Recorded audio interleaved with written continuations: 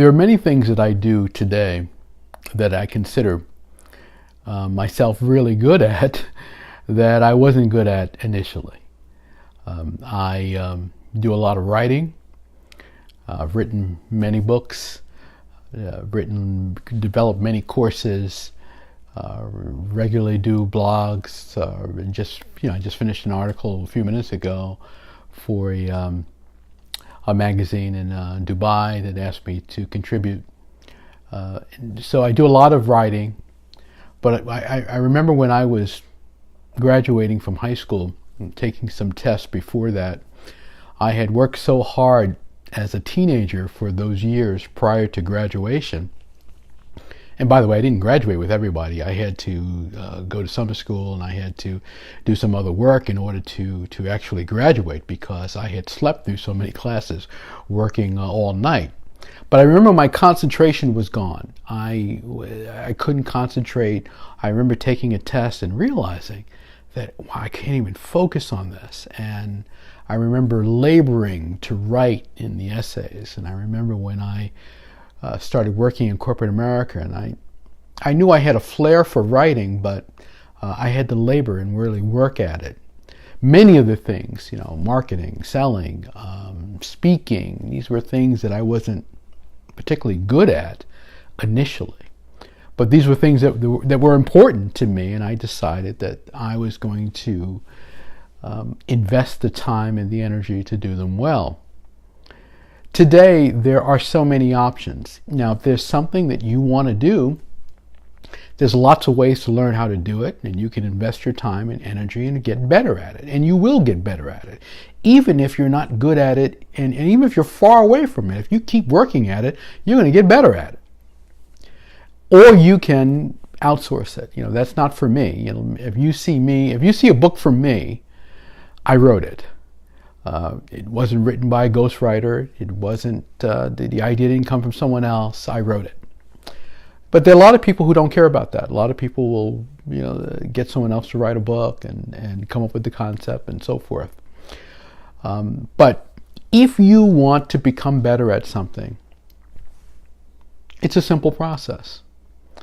You have to decide that you are going to be good at it, or the best at it, or among the best, certainly. You have to study what that means. What do the best do? How do they do it?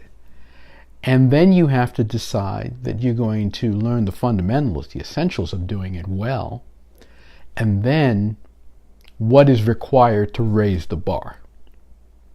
This is where many people miss. Sometimes they don't even understand the fundamentals. I see some things, speaking of writing, that are poorly done, where there are obvious mistakes.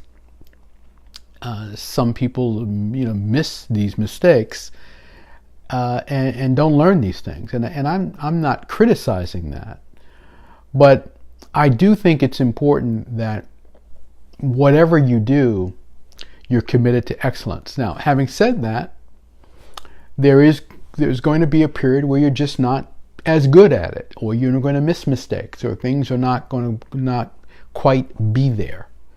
That's one of the realities. When I look back at some of the things that I did earlier, now with a more seasoned eye and more experience, I look at them and say, oh, I would have done this differently. I would have done this differently. Or, oh my goodness, I made that mistake. Hard to realize, hard to believe I made that mistake.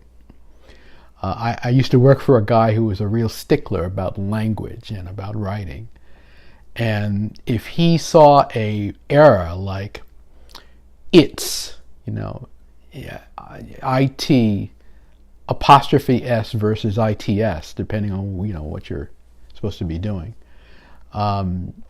he couldn't read anymore. He wouldn't be able to go any further in the document. And I remember once I was in London, and he called me up and he said,